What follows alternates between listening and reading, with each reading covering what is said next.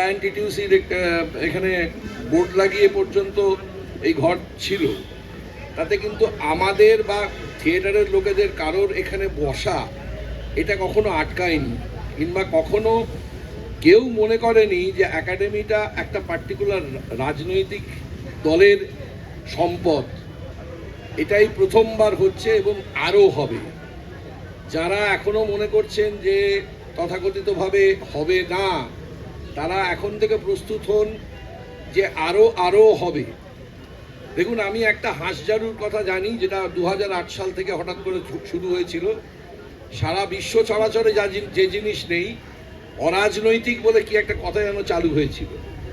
বলতে পারতেন আপনারা যে নিজস্ব দলীয় পতাকা বা কোনো কিছু আনবেন না, সেটা অন্য প্রসঙ্গ। অরাজনৈতিক বলে তো কিছু হয় না। যেটা ঘটছে সেটা রাজনৈতিক ঘটনা, আর তার বিরুদ্ধে যা কথা হবে সেটাও রাজনৈতিক কথা। এর বাইরে অন্য কোনো কথা নেই। এই মুহূর্তে পশ্চিমবঙ্গে একটা খুব স্পষ্ট বিভাজন রেখা তৈরি হয়ে গেছে। সেটা হচ্ছে আর কোনো রকমভাবে আবেদন নিবেদনের জায়গা নেই। এখন কিন্তু প্রত্যক্ষ প্রতিরোধের মুখোমুখি দাঁড়াতে হবে, কারণ এখন দুটো মাত্র দল দাঁড়িয়ে রয়েছে, আর কোনো দল নেই।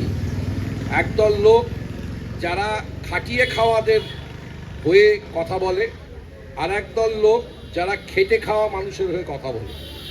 সুতরাং সোজা বাংলা ভাষায় এই খাটিয়ে খাওয়া লোকেদের মুখোমুখি দাঁড়াতে হবে, এবং তার জন্য কিন্তু দরকার, সবচেয়ে আগে দরকার আমাদের মতাদর্শগত চিন্তা ভাবনাটাকে একেবারে স্পষ্ট করে তোলা। এবং আমার নিজের মনে হয় আমাদের এখন দায়িত্ব অনেক বেড়ে গেল এই কারণের জন্য। এখন আমি মিটিং মিছিলে যাচ্ছি কি যাচ্ছি নাটা থেকেও জরুরি ইন্টারনেট বা সোশ্যাল মিডিয়ায় নিজেকে সরাসরি এনগেজ করুন এবং প্রত্যক্ষ তর্কাতর্কিতে অংশগ্রহণ করুন, এবং অংশগ্রহণ করে অন্তত মাসে একটা করে লোককে বিভ্রান্ত করে দিন যে সত্যিই আমার ওইটা নিয়ে ভাববো নাকি এই লোকটা যেটা বলছে সেটা নিয়ে ভাববো। এটা একটা সরাসরি রাজনৈতিক কাজ, এবং সেই কাজে আমাদের সবাইকেই ব্রতী হতে হবে। যারা যারা মনে করছেন আরও একটু দেখি, তারা দেখতে পাচ্ছেন দেখার আর কোনো সময় নেই। যে সকাল অনেক দিন আগে যখন ইন্দিরা গান্ধী এমার্জেন্সি জারি করেছিলেন, তখন একটা গান এখানে যারা বয়স্ক যারা আছেন তারা সকলেই শুনেছেন, এমনকি ইয়াং ছেলে মেয়েও শুনেছেন, এ কোন সকাল রাতের চেয়েও অন্ধকার। জটিলেশ্বর বাবু গাওয়া এই গানটা প্রায় সকলের শোনা। আর কিন্তু প্রতিবাদের কোনো জায়গা নেই। হয় প্রতিরোধ করুন, নয় সংঘর্ষে সরাসরি লিপ্ত হন। এ দুটোর মাঝখানে কিন্তু আর কোনো জায়গা নেই। দুটো সরাসরি মতাদর্শ মুখোমুখি এসে দাঁড়িয়েছে, এবং সেইটার জন্য সর্বতোভাবে আমাদের লড়ে যেতে হবে। 1 ইঞ্চি জমি ছাড়া যাবে না, কারণ আপনি জানেন এদের যে ভেগটা ছিল, তথাকথিত তৃণমূলের চেহারা নিয়ে যে ভেগটা ছিল, আজকে আপনারা সকলেই দেখতে পাচ্ছেন সেই ভেগটা নেই। এখন খুব স্পষ্ট। ওই অনেক দিন আগের একটা পুরনো গান, আজ মুখোমুখি দাঁড়িয়েছে দুটো দল, সেই গানটা আবার গাওয়ার সময় হয়ে এসেছে। আমি আপনাদের কাছে রিকোয়েস্ট করব, নিজেদের মতাদর্শগত অবস্থানকে আরেকটু পাকা করুন। সেখানে হয়তো নয়তোর জায়গা থাকার কোনো জায়গা আর নেই, এবং এই দখলদারিত্বটা এর বিরুদ্ধে সরাসরিভাবে প্রত্যক্ষভাবে অংশগ্রহণ করতে হবে।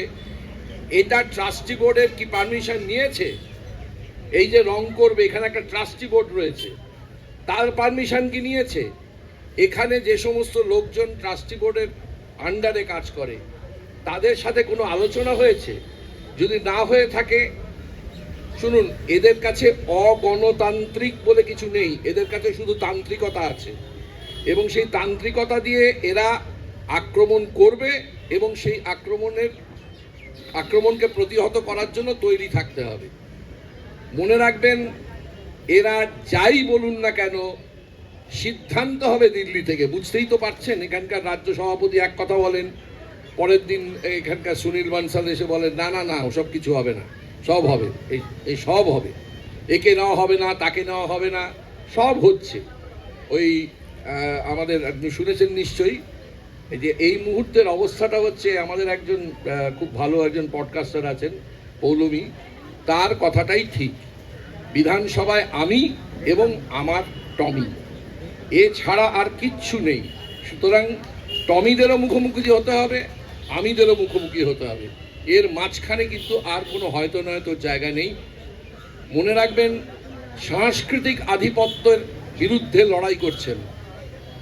সাংস্কৃতিক আধিপত্যটাই শেষ কথা, এটাই নষ্ট করে দেওয়ার জন্য। এবং আমাদের বাঙালির যে পরিচয় অষ্টাদশ শতক, সেই অষ্টাদশ শতক এবং 19 শতককে সবচেয়ে বেশি আক্রমণ করবে। তা না হলে কোন এক মহারাজ, যিনি যারা এখন কি সব দায়িত্ব পেয়েছেন, সারা পশ্চিমবঙ্গের লোকেদের নাকি মাফ করবেন, বাচ্চাদের নাকি খাওয়াবে, তিনি অন্তর্যামী, হাসেন অন্তর্যামীটা আর বললেন না, উল্লেখ করলেন না। তিনি ওইটুকুতেই শেষ করে দিলেন, রথ বলে আমি দেব। তা এই যে বলছেন না যে কথাগুলো, সেই কথাগুলো আমাদের আবার সাধারণ মানুষকে মনে করিয়ে দিতে হবে যে এইটা বলছেন না, হাসেন অন্তর্যামী এই কথাটা বলছেন না। সুতরাং আমার আর নতুন করে কিছু বলার নেই, যে যার জায়গায় যেমন ভাবে খুশি। আর একটা কথা, আজকের তারিখে প্রমাণিত হয়ে গেছে যে একটা সময় সোনম ওয়াংচুক তিনি বিজেপিকে বিশ্বাস করেছিলেন, আর আজকে তাকে বিজেপির বিরুদ্ধে লড়তে হচ্ছে। উনি বাধ্য হয়েছেন লড়তে। উনি কিন্তু 370-এর সময় হাততালি দিয়েছিলেন, উনি নরেন্দ্র মোদীর সঙ্গে ছিলেন, কিন্তু আজকে বুঝতে বাধ্য হয়েছেন যে সরাসরি প্রত্যক্ষ প্রতিবাদ এবং সংগ্রাম ছাড়া আর কোনো রাস্তা নেই। সোনম ওয়াংচুকের আমরা সুস্থতা কামনা করি। আপনারা এক্ষুনি দেখছেন যে ওর স্ত্রীকে এবং ওনার স্ত্রীর সঙ্গে যিনি আছেন তাকে ওরা ওপরে উঠতে দিচ্ছে না, কোনো রকম কোনো ফোন নিয়ে ওপরে উঠতে দিচ্ছে না, কোনো ডিজিটাল মিডিয়াকে নিয়ে উপরে উঠতে দিচ্ছে না। এর সব কিছুর বিরুদ্ধে আমাদের যেমন একটা কলকাতা শহরেও একটা প্রতীকী অনশন চলবে বা চলছে, সেই রকমভাবে আর এটা ছাত্রদের ব্যাপার, আর এটা শ্রমিকের ব্যাপার, আর এটা যুবদের ব্যাপার, এটা করা যাবে না। একটাই ব্যাপার, ছাত্র, যুব, শ্রমিক, ছোট ব্যবসায়ী, পরিযায়ী শ্রমিক, যে যেখানে আন্দোলন করবেন আমাদের সকলকেই সেখানে যেতে হবে। সেটা না হলে কোনো আর উপায় নেই, প্রতিরোধ ছাড়া আর উপায় নেই। ভালো থাকবে।